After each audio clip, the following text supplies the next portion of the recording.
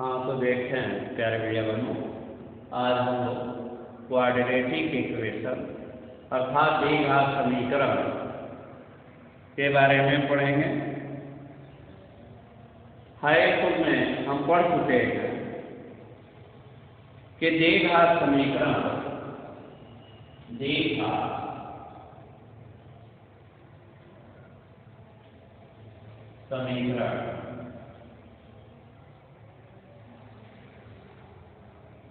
अब द्विघात समीकरण का व्यापक रूप जो स्टैंडर्ड फॉर्म होता है, यानी व्यापक रूप यह ax² प्लस bx और प्लस c इक्वल टू 0 होता है। द्विघात समीकरण का व्यापक रूप ax² प्लस bx c बराबर 0 होता है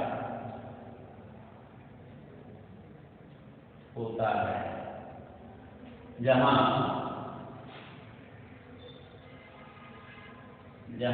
a, b, c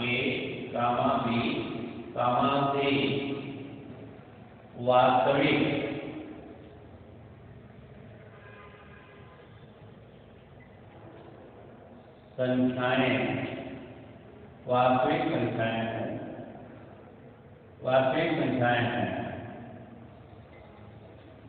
और a is not equal to 0, यानी द्विघात समीकरण तो द्विघात समीकरण का व्यापक रूप ax² plus bx equal to 0 होगा और जहाँ a, b, c वास्तविक संख्याएं हैं और a is not equal to 0 होगा। अब यहाँ पर अब द्विघात समीकरण को हल करने के लिए अब द्विघात समीकरण अब जैसे दिया गया है x² और -4 इक्वल टू 0। अब द्विघात समीकरण तो द्विघात का अर्थ होता है द्विघात का अर्थ होता है कि द्वि और धन घात, ये हुआ द्विघात का अर्थ हुआ द्विधन घात, यानी अर्थात दो घात,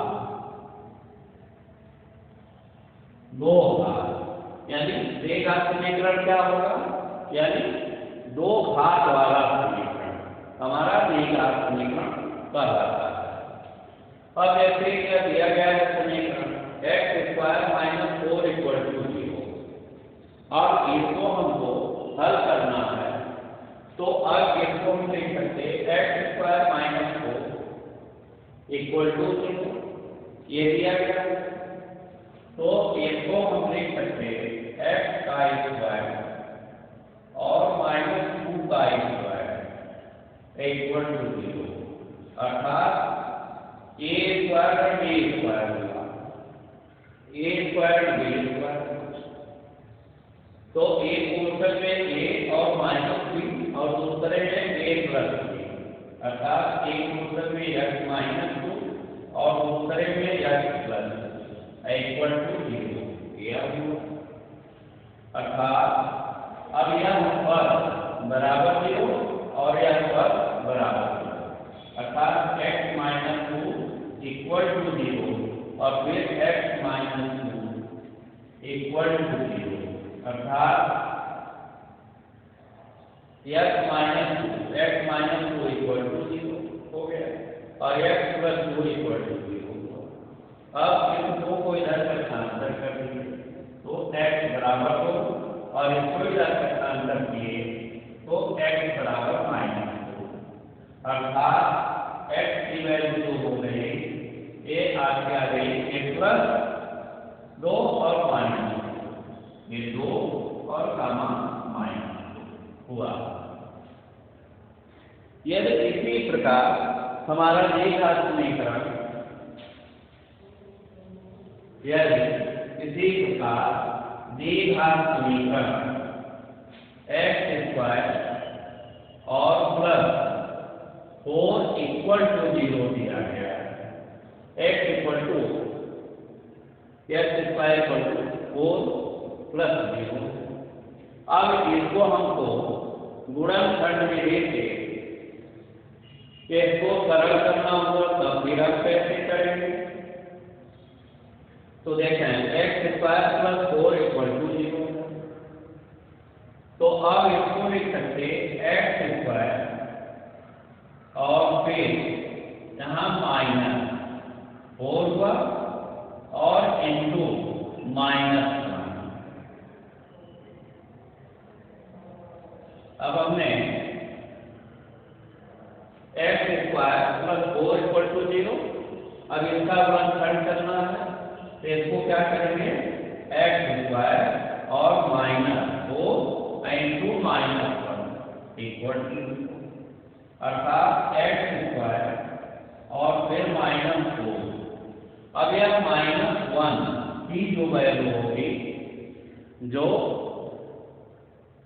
अब आई स्क्वायर की वैल्यू -1 होगी। गणितज्ञ आयताकार में ईटा शब्द से आई स्क्वायर की वैल्यू -1 निकाला, यानी आई की जो वैल्यू होती है रूट में आई की value i equal to root में -1 होती है। आई की value i equal to root में -1, अर्थात यदि इसका स्क्वायर करेंगे तो आई स्क्वायर इक्वल टू क्या है -1। तो जो गणितज्ञ आयताकार थे उन्होंने आई स्क्वायर की वैल्यू -1 निकाला। तो इसके माध्यम से अब इसको हम क्या करेंगे x square plus 4 equal to 0, क्या था? तो इसको हमने लिखा x square -4 into -1 equal to 0। अब यहाँ पर एक्स स्क्वायर -4 और -1 की वैल्यू हम क्या रखेंगे आई स्क्वायर रखेंगे। अब इसके बाद यह हो गया एक्स स्क्वायर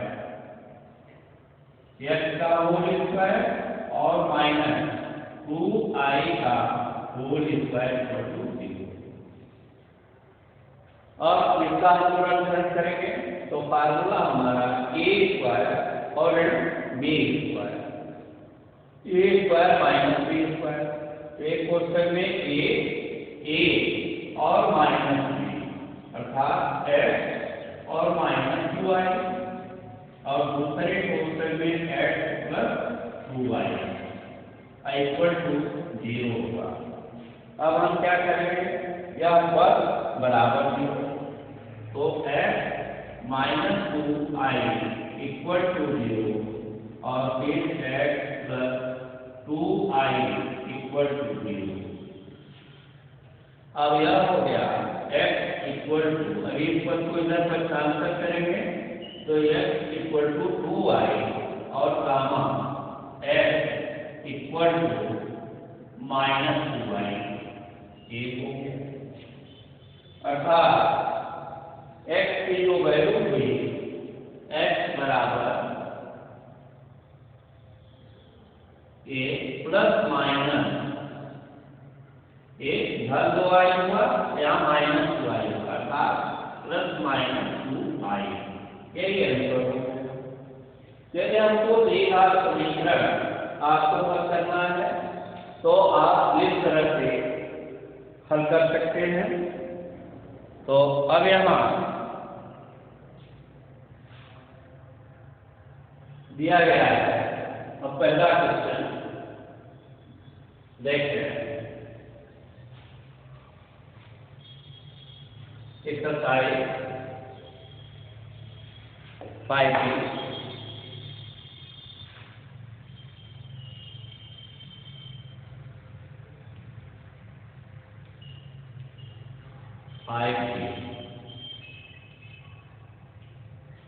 देखा दिया गया है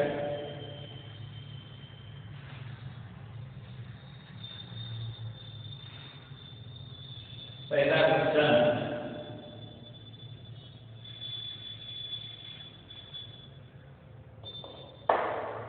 अब यहाँ पर दिया गया है, एक पहले का क्वेश्चन नंबर पहले का एक है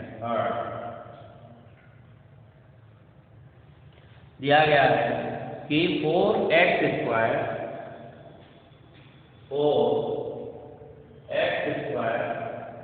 प्लस 9 4x²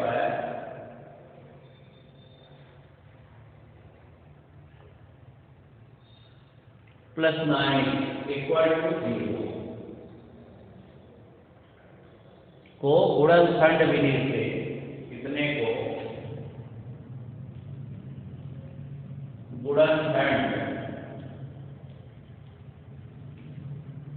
विधि से हल कीजिए।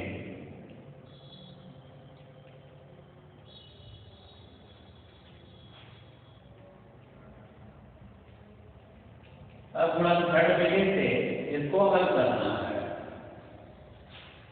तो देखते हैं।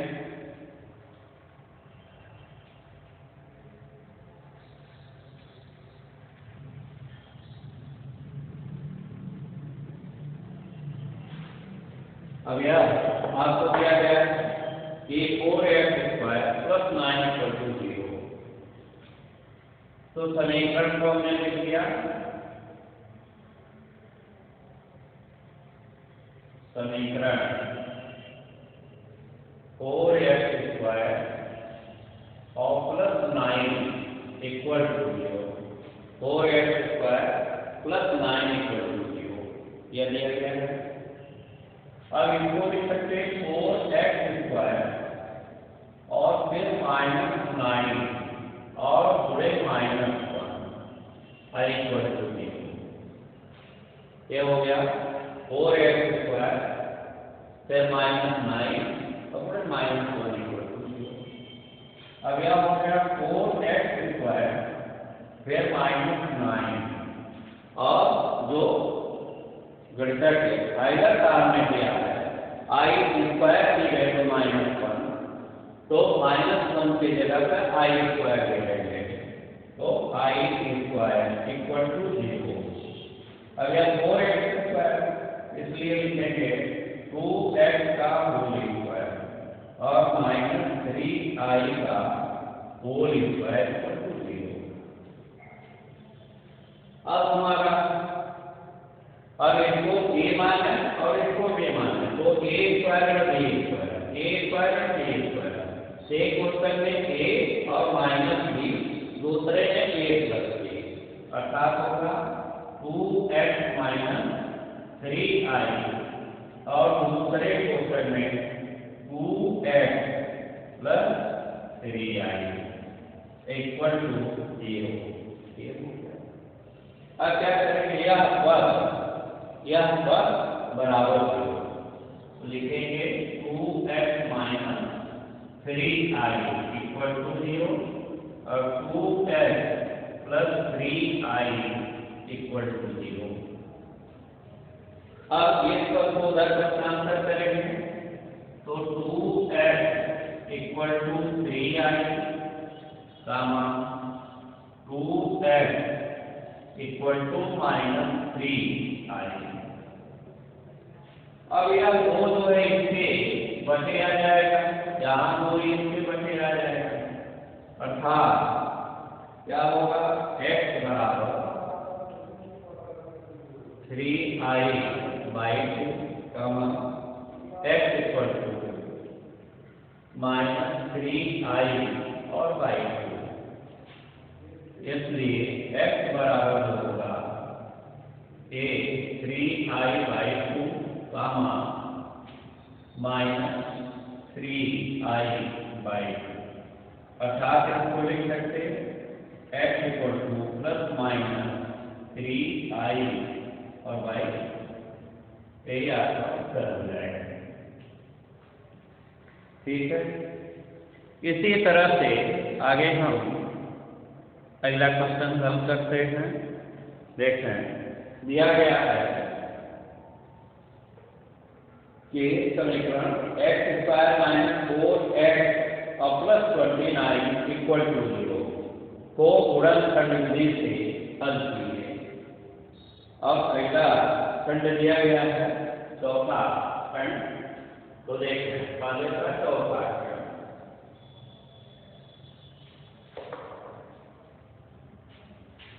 आएगी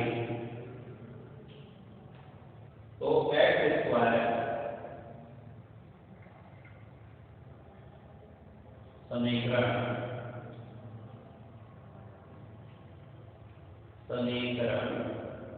एक्स स्क्वायर माइनस 4x और प्लस 1 के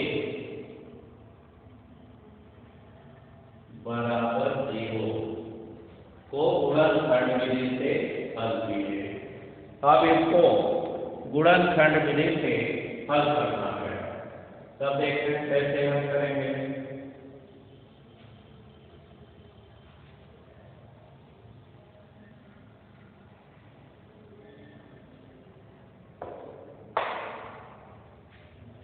तो दिया गया है समीकरण एक्स स्क्वायर माइनस 4x और प्लस 29 इक्वल टू 0 यह दिया गया।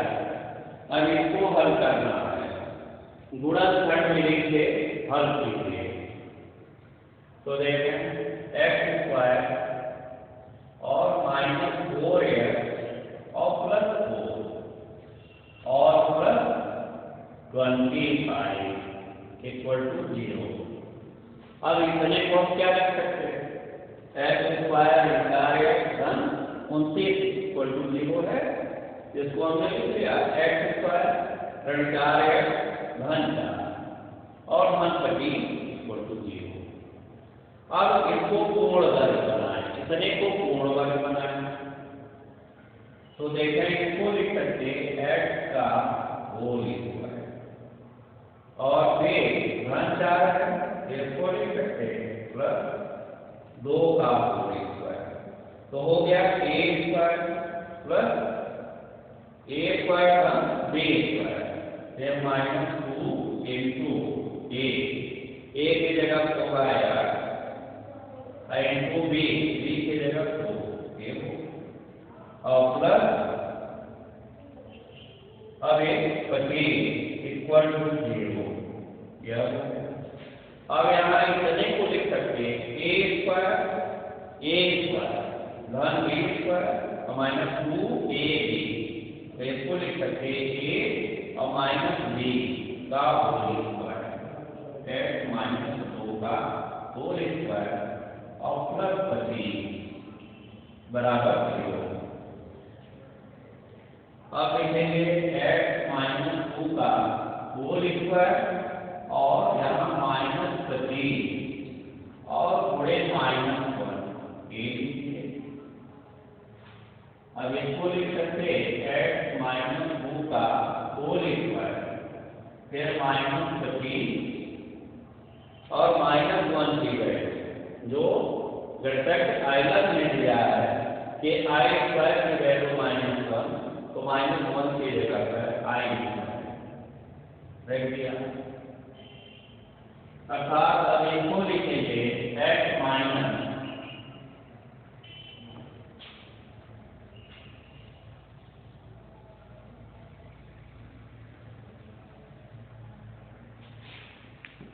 तो लिखेंगे x माइनस